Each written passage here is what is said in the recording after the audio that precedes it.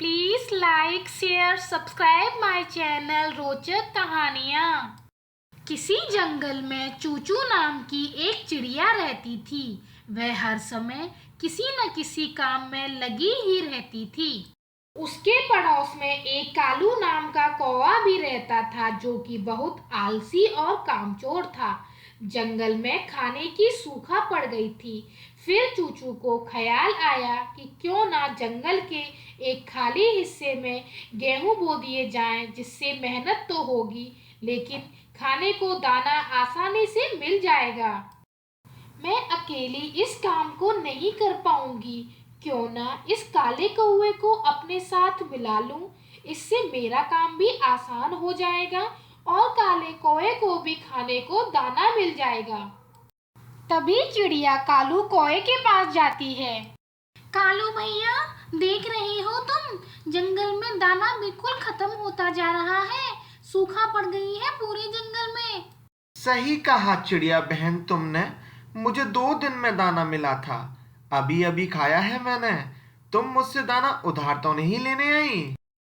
नहीं नहीं कालू भैया, मुझे पता है तुम्हारे घर में कुछ भी नहीं मिलेगा। तुम तो खुद बहुत मुश्किल से ढूंढते हो दाना। वास्तव में मैंने कुछ अलग ही सोचा है। क्या क्या क्या सोचा है तुमने चिड़िया रानी? नदी के पास कुछ जमीन खाली पड़ी है और मेरे पास कुछ दाना है। क्यों ना हम दोनों मिलकर इन दानों को बो लेते हैं। इससे हमारे पास खाने की कोई कभी कमी नहीं रहेगी। ठीक कहा चिड़िया बहन तुमने। काम दोनों मिलकर कर लेंगे और जो फसल होगी वह भी आधी आधी हम दोनों बांट लेंगे।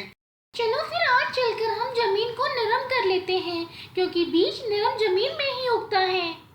अरे चिड़िया बहन, आज ऐसे अचानक बोलोगी तो कैसे होगा? ऐसा करो, तुम आज अकेले जमीन नरम करने चले जाओ। कल से हम दोनों मिलकर काम करेंगे। ठीक है कालू भैया, आज अगर तुम्हें कोई काम है तो कोई बात नहीं, मैं आज अकेले ही जमीन को नरम कर लूंगी। और चिड़िया अकेले ही बीज को नरम करने के लिए चली जाती है। सख्त गर्मी में चूचू चिड़िया जमीन को नरम करती है।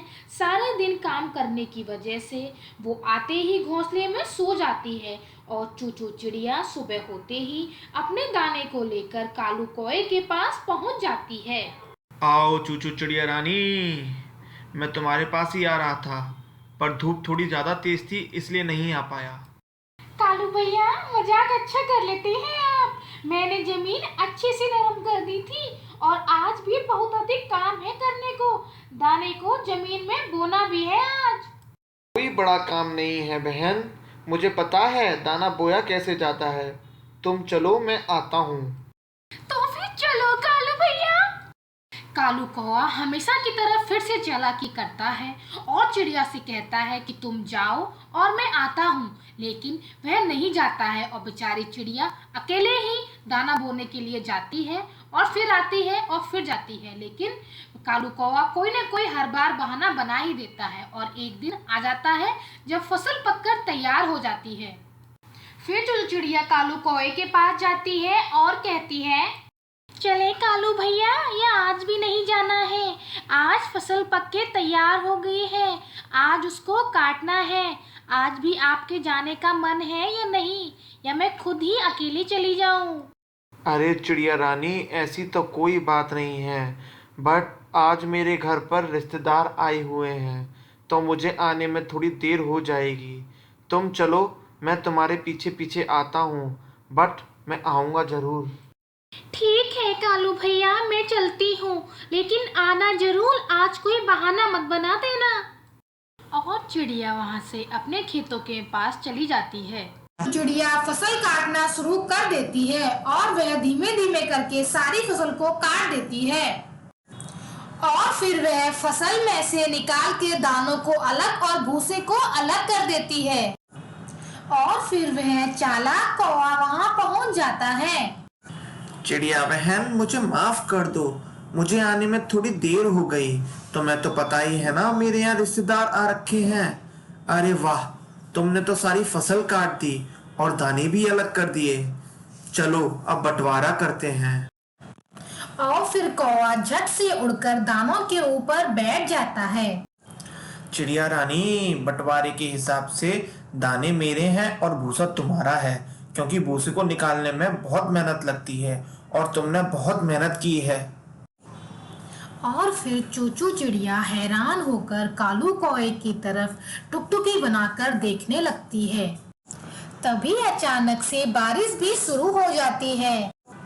चूचू चिड़िया बारिश से बचने के लिए अपने भूसे के नीचे छिप जाती है और वहीं कालू कौवा भी बारिश से बचने के लिए अपने दानों के नीचे छिप जाता है।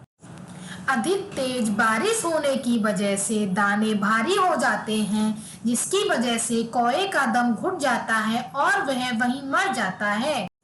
बारिश बंद होने के बाद चूचू चिड़िया जब बाहर आकर देखती है तो वह देखती है कि कौवा मरा हुआ है। यह देखकर उसे बहुत ही दुख होता है। तो बच्चों, इस कहानी से हमें क्या सीख मिलती है? इस कहानी से हमें यह सीख मिलती है कि हमें कभी भी हद से ज्यादा चालाकी नहीं करनी चाहिए और हमें हद से ज्यादा चालाक भी नहीं बनना चाहिए, क्योंकि यह हमारे लिए घातक होता है। आपको मेरी कहानियाँ कैसी लग रही हैं? यदि आपको हमारी कहानियाँ अच्छी लगती हैं तो प्लीज ज्यादा से ज्यादा हमारे चैनल को लाइक कीजिए, शेयर कीजिए और सब्सक्राइब कीजिए। धन्यवाद।